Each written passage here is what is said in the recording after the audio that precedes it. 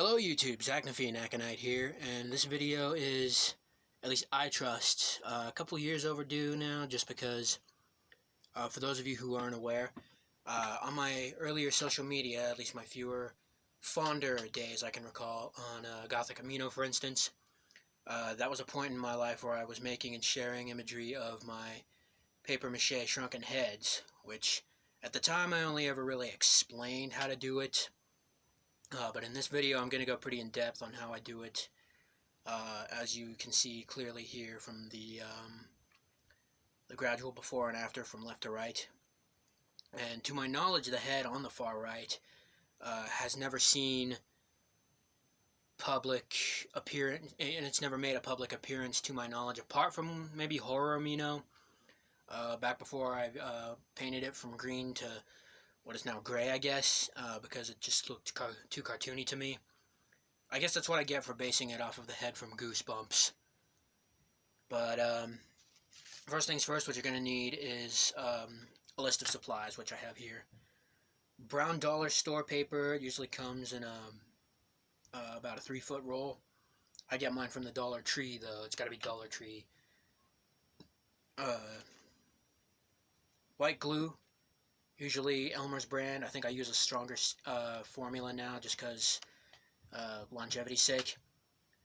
One balloon, and I'll go in depth a little more on that. Tin foil, clear tape, hot glue as well as the gun to use it, Merca, thread, string.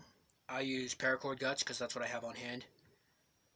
Paint, obviously, I guess cheap crafting acrylic will work. Fake hair. I usually use Fun Fur just because I don't really need that much hair on my heads. Mod Podge.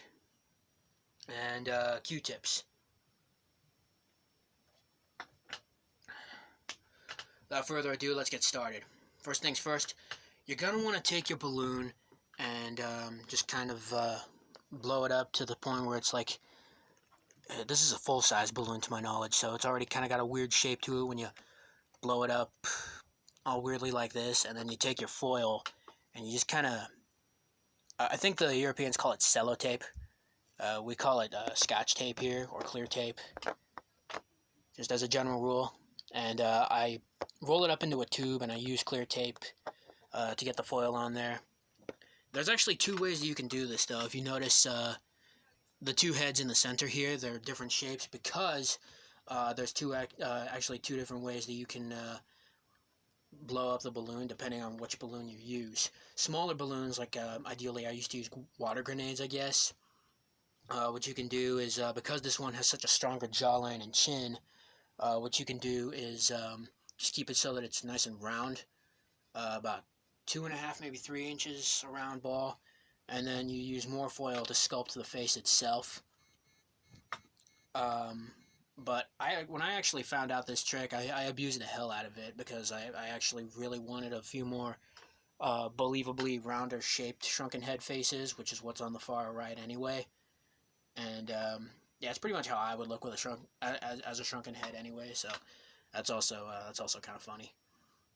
And then what you do, once you've got the balloon all sculpted the right way you want it, is you want to take some of the paper that I mentioned earlier, and you could do this with newspaper, but I feel it's one of those deals where you get what you pay for.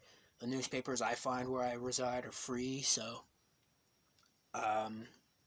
what I use instead is just little torn pieces and bits of the brown paper here, which, because you have to pay for it, I feel 2 or 3 layers of this, even 4 especially, is going to be worlds stronger than if you just used however many layers of paper over the balloon of what may as well be just tissue paper. I don't think it's substantial enough for this. But once it's dry, and I air dry all this stuff, I guess you could use a heat gun, but I'm always afraid that if you heat it up enough, the foil could pop the balloon or whatever have you. But once this is air dry, plus I think I'm not generally patient, but I think because I may or may not have attention deficit disorder, so there's actually times where I wait too long and I completely forget these things. I'll just be walking in the hallway. It's like, oh, hey, I was making one of these. And Let's pick it up, yoink, just start working on it again. But once that's done, this is usually what it looks like once it's fully coated and dried. And then you just pop the balloon on the inside like that.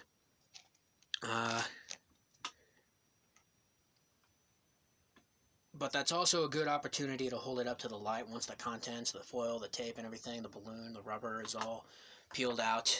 And you just hold it up to the light to see what needs patching and what doesn't. And by then you move on to what I call the visage stage, where you add a few more of the finer details to, like I said, visage.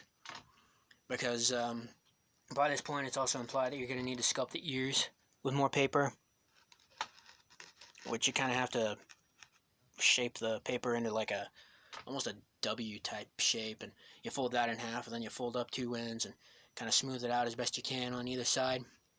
And then you take the hot glue and you sculpt a general ear shape on either side. I always figure it's best to just start from the center and work your way around the rim of each ear. And then the more convoluted stuff in the front here, it's actually not so much. What you do, oh, I forgot to mention that you're also going to need a thumbtack and something to pry open the schnoz holes, the nostrils, as best you can. It's pretty relative. You could use a ballpoint pen for this. You could use a bamboo skewer. I was using the spikes on my collar over there just because I'm a goth and a horror fan. So, yeah. By the way, this works out if you're a goth and or a horror fan. In case you were wondering, you can hang this in your rearview mirror if you wanted. Anyway, you sculpt the nose up here, and the eyes are pretty much done the same way I do the mouth. You do one line of glue, and then you lay in your sutures or wooden pins, and then you do glue over that, and that's how you keep them in. But of course, for the mouth, you need a little more of a shape of the lips, just because, yeah, mouths aren't like something as tiny as eyelids, though. So, and if you're wondering why the threads are as long as they are, it's because, well, I gotta tie them off. So, yeah, more on that later. Then you're to the painting and hair application, which, this is honestly my favorite part, because all your hard work finally starts to come together by this point. And damn me, does it ever look gnarly once it does, because, I mean, just look at this thing. If you add just a little more nose hair, and I told you that that thing was real, would you believe me? Because, oh my god, yeah, I've got no words just looking at this thing. It's easily one of the more believable shrunken heads I've done, this particular one especially. But this technique really just shines through this stage, because I do this usually with a darker coat first, and then I dry brush a lighter coat over. That's why it looks as two-toned as it does. Almost an illusion of translucency and just a muddiness and a weird organic look to the faux leather. Because real shrunken heads really are this hollow, and they really are hollow because there's no bone in there. But this is how, at least I think it would look once the sutures are done up. It helps if you have different sized brushes too, just to get under the area between the lips and under the pins, the eyes, just so that you don't get any paint accidentally on the thread, or especially the wooden pins, which I think I goofed up anyway. And then once that's all painted, you add the hair with some hot glue, and I guess I just went around, because it's dark enough, I went around the seams of the fake hair sheet with some dark paint so that the whiteness wouldn't show through. I guess the lightness of it, it's not usually always white. But this is the same fake hair that I used for my Wolfman suit, if you can remember that. And the Qtips puppet. And I think I just tied a little bit on the head here with some of the string that I mentioned earlier. It's just paracord guts that I dyed with some watered down paint. So, yeah, it's really not that hard once you master the technique. But said technique, to my knowledge, is as unorthodox as it is, just because it's all made from scratch. So, I guess you could do the hair thing with a wig if you want, if you cut it the right way and just glue it over. But This is how I've always done it, and that's not even the only way, just as long as you have some level of imagination. I mean, I've got this head here, which, yeah, the fake hair is also applied to the eyebrow area with some Mod Podge. As delicately as you can. These two, though, are hanging heads, which you can also you can insert some elastic in there with a big bead so that it doesn't fall out. And this one actually has a real bone through the nose, because some heads are actually plugged in the nose. And I guess the hanging string, you could use paracord guts like I did for this one, but sometimes, I don't know, man. I mean, the more natural jute twine type look is also a good one. And these heads have also never seen the public before. These are just two personal heads of mine. But I've got an entire collection of monster-themed shrunken heads.